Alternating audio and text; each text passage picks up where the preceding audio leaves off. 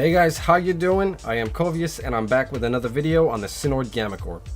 This awesome looking little weapon is only mastery rank 7 and it hits like a truck. With pinpoint accuracy and crazy good fire rate, it shoots purely magnetic damage, which is really kind of meh, but it makes up for it with good crit chance and status chance.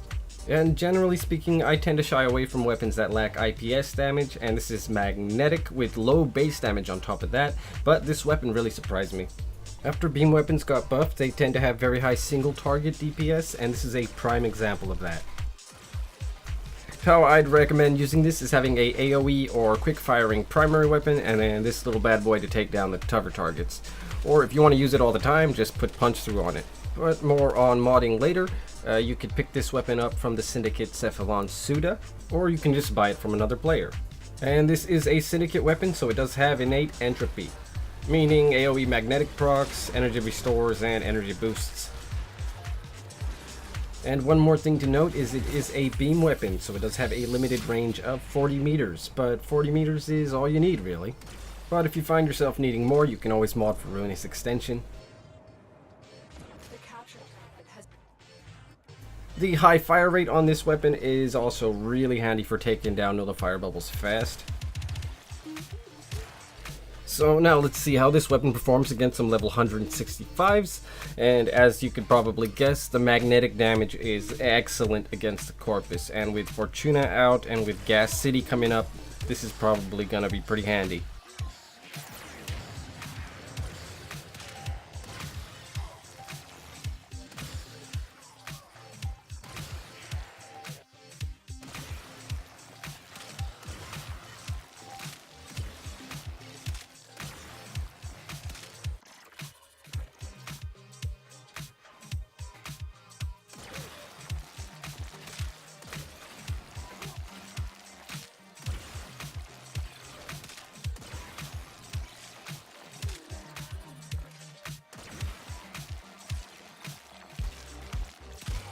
And for the knocks, I'll do a level 140 because I couldn't kill 165 with one clip, but it's still a level 140 knocks, come on.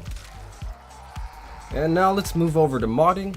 This is the corrosive build I've been using, and you can swap out one of these elemental mods for more damage from Magnum Force. Although with Magnum Force there is quite a bit of accuracy loss, I'll show you that later. And also if you're looking for a little bit more status chance, you can replace it with dual stat mods. Or even Augur Pact if you want a little bit more damage, but you don't want to use Magnum Force because of the accuracy loss. Or even the Acolyte mods are not a bad option. I just recommend not using them together with Magnum Force. But it's still worth trying things out, seeing what fits your playstyle. Some people want more reload speed or punch through. And next up here is a gas build with pretty much the exact same mods, only the elementals have been changed and we've added in primed heated charge. And viral build, again same thing, only elementals have been changed. And for your viral build, the Ice Storm mod is not a terrible option. And here is Magnum Force, not so great in my opinion unless your target is very close. Alrighty, let's summarize this by taking a look at the pros and cons. So the true endgame of Warframe is fashion frame, so it is important that the weapon looks awesome. And having innate entropy built into your weapon is also pretty sweet. AoE magnetic damage and status procs, and energy restores and boosts, yes please.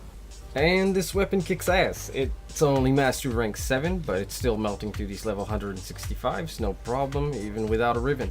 And it's also pretty easily accessible. You can just trade for it or get the Syndicate reputation by yourself. It comes already fully built with 2 polarities. No RNG relics for prime parts or no foundry wait time. And it's also very easy to use with pinpoint accuracy, no projectile flight speed, just point and shoot. And now for the cons. It has stall damage because beam weapons need to ramp up. So say in the case of a moving target where you have to keep your cursor moving with them to let the damage ramp up, as opposed to a hit scan weapon where you just point and shoot, it may not be as satisfying. And also the lack of IPS damage on this weapon is unalterable. We can put on more elements, but we can't put on impact, puncture, or slash. And lastly, it has below average ammo efficiency. There were a few times I ran out of ammo when I wasn't killing enough mobs. but it only consumes pistol ammo, which is the most common ammo type, so if you or your squad mates aren't putting in enough work, then you should not run out of ammo. And you have plenty of different options for that. There's lots of different mods, or carrier sentinel, or ammo restore pizzas. So the verdict, is it worth sinking your Forma into this weapon? I would say yeah, definitely. I'm going to be using this Gammacor and the Gammacor in Fortuna and Gas City. But yeah, I'm going to wrap this up here. Give me a like if this was helpful at all, and subscribe for more content. Once again, my name is Kovius, and thank you for watching.